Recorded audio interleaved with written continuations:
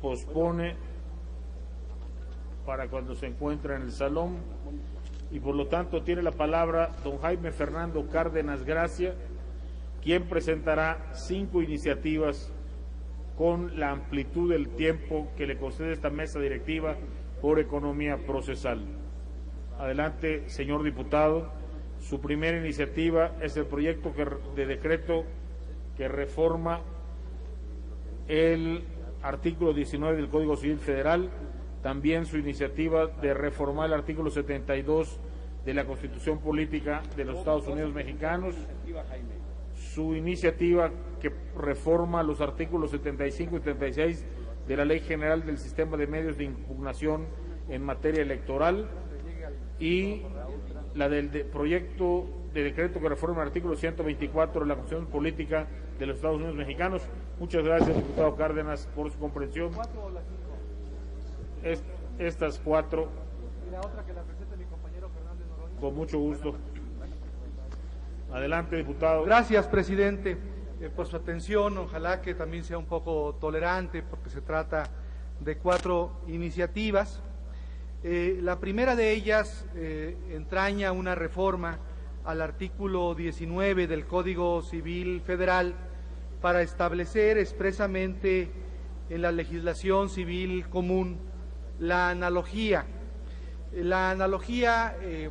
es fundamental en la interpretación del derecho, pero no está prevista expresamente ni en el artículo 14 de la Constitución ni en el artículo 19 del Código Civil de la Federación. Solamente el Código Civil y la Constitución aluden para resolver problemas de lagunas jurídicas a los principios generales del derecho, pero no a la analogía. La analogía, como ustedes saben, señoras diputadas, señores diputados, es un instrumento utilizado por los jueces en este país para atender el problema de la laguna, es decir, la ausencia normativa. En el derecho comparado se suele acudir a 2 expedientes. Uno es el de la heterointegración, es decir, cuando una laguna jurídica se colma, por ejemplo, acudiendo al derecho comparado, a otros sistemas normativos, o también la laguna jurídica puede colmarse mediante el expediente de la autointegración. Y en este sentido son fundamentales estos 2 instrumentos, la analogía y los principios generales del derecho. La analogía puede ser analogía legis, cuando se acude a la ley para formular una nueva norma jurídica, o analogía iuris, para obtener la norma jurídica del propio sistema normativo nacional. En eso consiste la reforma al artículo 19 del Código Civil Federal, prever la analogía en nuestro sistema jurídico de manera expresa y también establecer que cuando se trata de laguna de principios explícitos, se acuda a los principios implícitos, como ya lo ha hecho la Suprema Corte. Por ejemplo, en el año previo a la reforma constitucional en materia penal de 2008, la Suprema Corte de Justicia de la Nación consideró, antes de que se previera expresamente en el artículo 20 constitucional, que la presunción de inocencia era un principio implícito del ordenamiento jurídico nacional. En eso consiste la primera iniciativa de reforma al artículo 19 del Código Civil Federal, incluir tanto la analogía como los principios implícitos para resolver problemas de lagunas jurídicas. La segunda iniciativa, que tiene por propósito reformar el artículo 72 de la Constitución de los Estados Unidos Mexicanos, pretende hacer más expedito el procedimiento parlamentario para la aprobación de leyes, y también prevé, lo que no hace actualmente nuestro artículo 72 de la Constitución, que el procedimiento parlamentario de reforma constitucional se sujete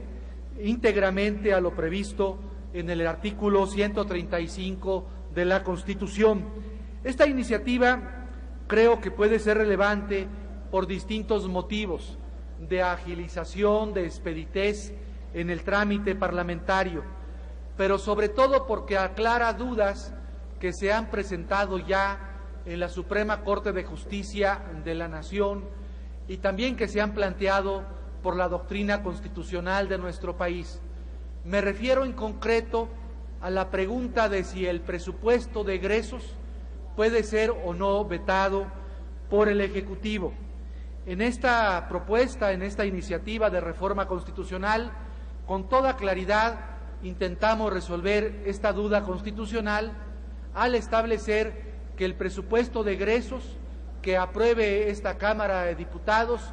por ningún motivo puede ser vetado por el Ejecutivo Federal. Esta es una duda que se ha planteado ante la Suprema Corte de Justicia de la Nación en controversia constitucional. La otra duda, que es de carácter doctrinal, data de hace muchos años y es la duda de si el Ejecutivo puede vetar reformas a la Constitución General de la República. En la Constitución mexicana de 1824 estaba previsto expresamente que las reformas a la Constitución no podían vetarse. Sin embargo, posteriormente, las constituciones centralistas y federales que han estado en vigor en nuestro país no se han referido expresamente a este asunto. Ha sido la doctrina constitucional, principalmente Mario de la Cueva, Jorge Carpizo, Elisur Arteaga, entre otros autores, que han considerado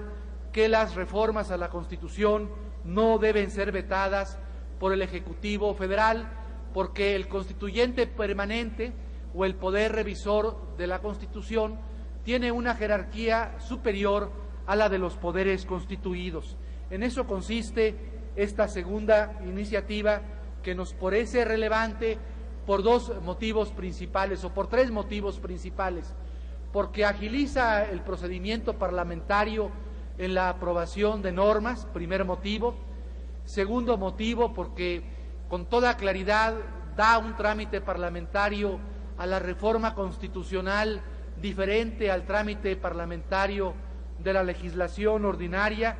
y en tercer lugar, porque determina con precisión que además de la imposibilidad de veto en los supuestos que actualmente establece el artículo 72 y 71 de la Constitución, no puede vetarse, además de los actuales supuestos vigentes, las reformas a la Constitución ni el presupuesto de egresos de la Federación. Por lo que ve a la tercera iniciativa, que es una reforma a la Ley General del Sistema de Medios de Impugnación en materia electoral, estamos previendo reformas al artículo 75 de esta Ley de Medios y al artículo 78 de la propia Ley General del Sistema de Medios de Impugnación en materia electoral. La reforma constitucional de 2007 y reforma electoral de 2008 dejó pendiente una reforma a la Ley General del Sistema de Medios de Impugnación en materia electoral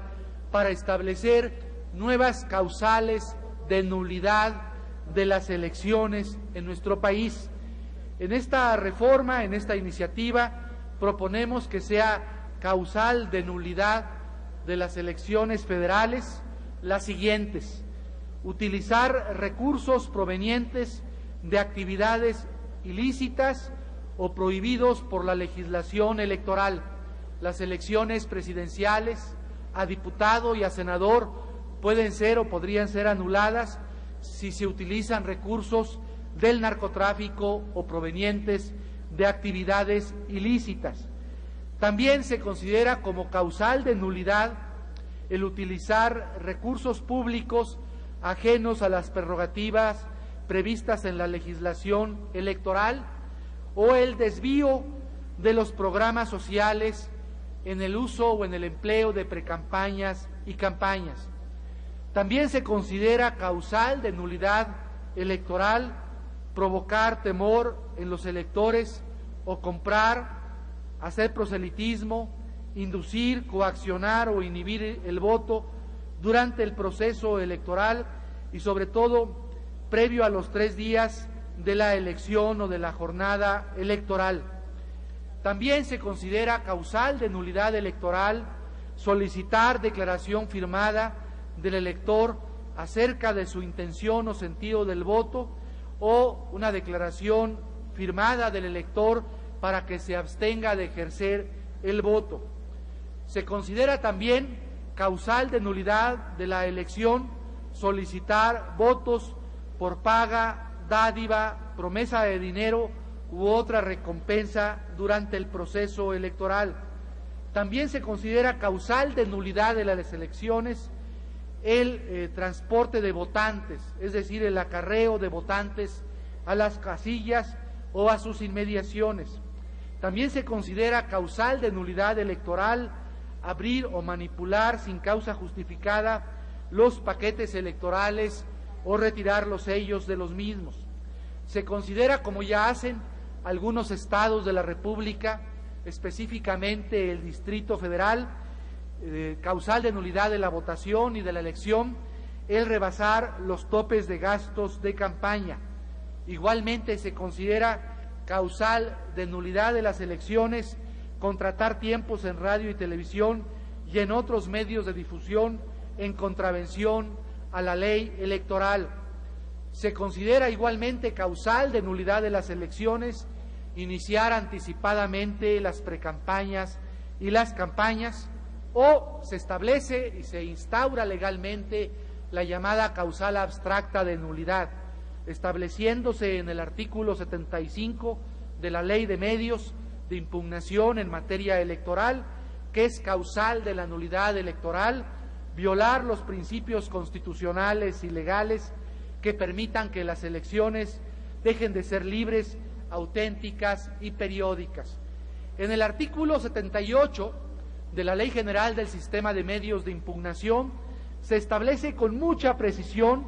que es causal de nulidad genérica. También hay causal de nulidad genérica de las elecciones, no solamente en materia de diputados federales y senadores, sino que también hay causal genérica de la elección presidencial. En eso consiste, señor presidente, esta iniciativa respecto a la reforma que proponemos a la Ley General del Sistema de Medios de Impugnación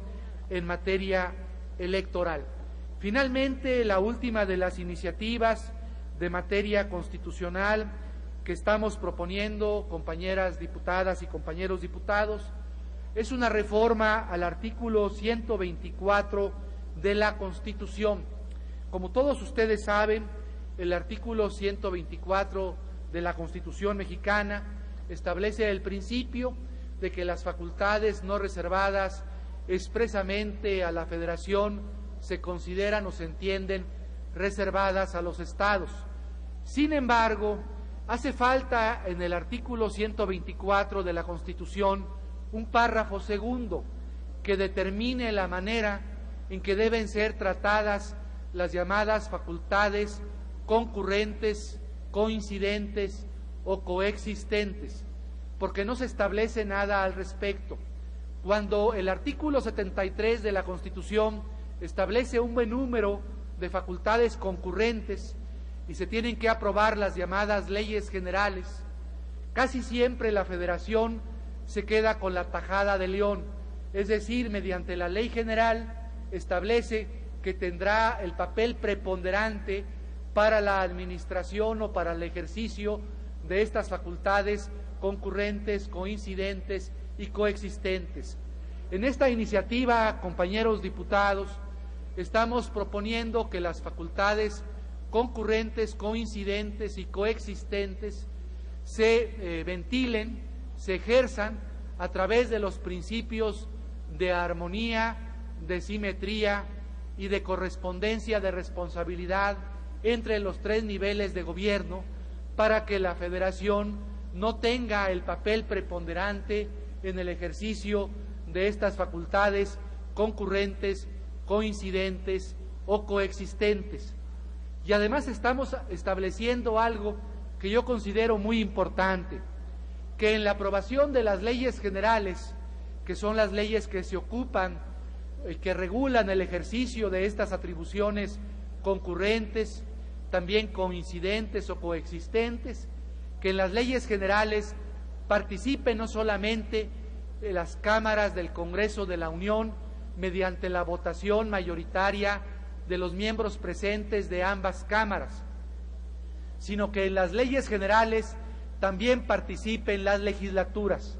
y que para la aprobación de una ley general en este país sea necesaria la aprobación de la mayoría de las legislaturas, además de la mayoría de las cámaras del Congreso de la Unión. En eso consiste esta iniciativa de reforma al artículo 124 de la Constitución, que incorpora un párrafo segundo para regular de una manera armónica, simétrica y equilibrada las atribuciones concurrentes, coincidentes y coexistentes en nuestro país. Señoras diputadas, señores diputados, señor presidente, y si usted gusta, presidente, puedo referirme a la quinta iniciativa, si me da permiso, es en 2 o 3 minutos. Es una iniciativa que tiene que ver con la compra de servicios sexuales. Lo que avisamos hace tiempo, está ubicada, les digo dónde está publicada, compañeros de servicios parlamentarios, en la página 29, 30, 31, 32, 33 y 34 de la Gaceta Parlamentaria del día de hoy. Es una iniciativa que presentamos, y aquí le quiero dar todo el mérito y el reconocimiento al diputado Gerardo Fernández Noroña y a su servidor. Hace unos días, ustedes recordarán, compañeros diputados, compañeras diputadas, tuvimos un debate en este pleno en torno a una modificación al delito de trata de personas, en donde se incluyó un párrafo en materia de trata de personas para también penalizar y criminalizar la difusión en los periódicos, en los medios de comunicación, del ofrecimiento de servicios sexuales en los medios, que se considera trata de personas, según lo votó este pleno por mayoría. En el debate correspondiente, tanto el diputado Fernández Noroña como su servidor estimamos que podía vulnerarse la libertad de expresión, y anunciamos en ese momento que estábamos preparando ambos una iniciativa de reforma al Código Penal Federal para penalizar la compra de servicios sexuales. Y es lo que estamos haciendo en este momento. Al penalizar la compra de servicios sexuales, incluyendo un nuevo artículo 264 bis en el Código Penal Federal, estamos sancionando penalmente, o estamos proponiendo que se sancione penalmente no solamente a quien ofrece, vende o promueve la venta de servicios sexuales, sino lo que nunca se ha hecho en nuestro país, que se sancione penalmente al que compra servicios sexuales. Esto se llama en el derecho comparado el modelo sueco,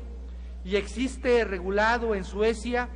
desde el año de 1999, también en otros países como Noruega o Islandia, en donde se ha penalizado la compra de los servicios sexuales. El artículo que estamos proponiendo dice así: comete el delito, artículo 264 bis, comete el delito de compra de servicios sexuales quien realice cualquier tipo de actos sexuales reales o simulado con una o varias personas a cambio del pago en efectivo, en especie o en cualquier otra forma, ya sea que el pago lo efectúe en forma directa o por medio de terceros. Al autor de este delito se impondrá una pena de 6 meses a 3 años de prisión y multa de 180 días. Cuando se trata de compra de servicios sexuales con menores de edad, el delito se considera grave y por lo tanto no habría libertad bajo fianza a los procesados por este delito. Se incrementa aún más la sanción de compra de servicios sexuales si esta compra de servicios sexuales se realiza con menores de 12 años de edad. Ambos casos, tanto de personas mayores de menores de 18 años, pero mayores de 12 años, se considera un delito grave, y también se considera un delito grave aumentando la mitad de la penalidad cuando se realiza con menores de 12 años de edad. Delitos graves en materia de compra de delitos sexuales. Estamos incluyendo en esta iniciativa ambos legisladores el modelo sueco. Señor presidente, para concluir mi intervención, al presentar estas 5 iniciativas, señor presidente, le pido muy atentamente que el texto íntegro de las 5 iniciativas se inserte en el diario de los debates, y por su atención, compañeras diputadas y compañeros diputados, muchas gracias. Gracias a usted, señor diputado. En cuanto a la iniciativa con proyecto de decreto que reforme